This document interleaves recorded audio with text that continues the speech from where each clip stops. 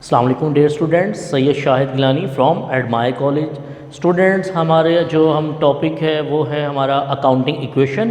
Principal of accounting हमारा subject है और हमने इसके अभी लेक्चर्स इनिशियल लेवल पर हमने पढ़ा था अकाउंटिंग इक्वेशन में कि एसेट्स लाजमी तौर पे बराबर होंगे इक्विटीज़ के। कारोबार के तमाम एसेट्स इक्विटीज़ के बराबर होंगे। इक्विटीज़ में दो चीज़ें थी, एक ऑनर इक्विटी, एक लाइबिलिटीज़।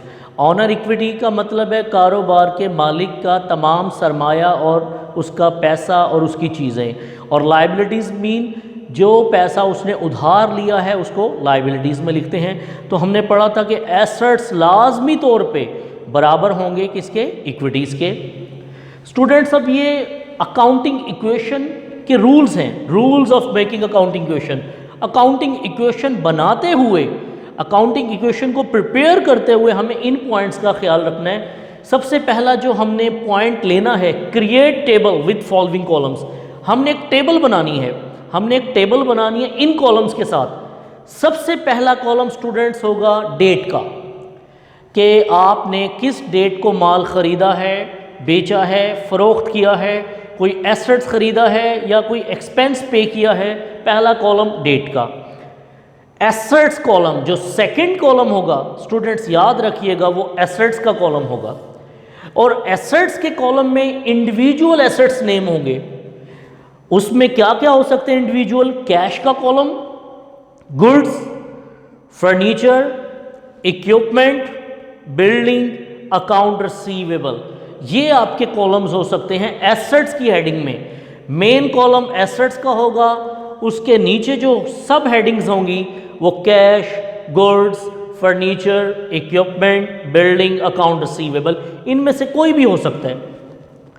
और थर्ड जो कॉलम होगा वो होगा लायबिलिटीज। किसका होगा? लायबिलिटीज का। उसके अंदर आपके जो कॉलम होंगे कैपिटल और अकाउंट पेएबल का होगा। तो स्टूडेंट्स, अब हम देखते हैं, अब ये बहुत इंपॉर्टेंट पॉइंट्स हैं स्टूडेंट्स। अभी मैंने आपको थोड़ी देर पहले बताया कि एक एसेट साइड होगी, एक आपकी इक्विटी साइड होगी। इक्विटी साइड में दो चीज़ें होंगी, एक होगा आपका लायबिलिटीज़, एक होगा कैपिटल। तो लायबिलिटीज़ में तो स्टूडेंट्स एक ही कॉलम बनेगा अकाउंट पेएबल का, मतलब जिनसे हमने उधार पर कुछ ख़रीदा है या कुछ भी। अब कैपिटल में, कैपिटल कहते हैं ऑनर इक्विटी को। अकाउंटिंग इक्वेशन बनाते हुए ये पॉइंट्स कैपिटल में ऐड या लेस होंगे। अगर कारोबार में रेवेन्यू होगा तो वो कैपिटल में ऐड होगा, प्रॉफिट होगा ऐड होगा, कोई भी एक्सपेंस है वो कैपिटल से लेस होगा, लॉस है लेस होगा, इसी तरह ड्राइंग्स है तो लेस होगा। स्टूडेंट्स, इन पॉइंट्स को हमने याद रखना है इंशाल्लाह। अब हम पढ़ते हैं इसका स्केच को। स्टूडेंट्स, अभी थोड़ी देर पहले आपको मैंने टेबल के पॉइंट्स बताए थे। टेबल के पॉइंट्स, पहला कॉलम डेट का, कैश, गुड्स, फर्नीचर, बिल्डिंग।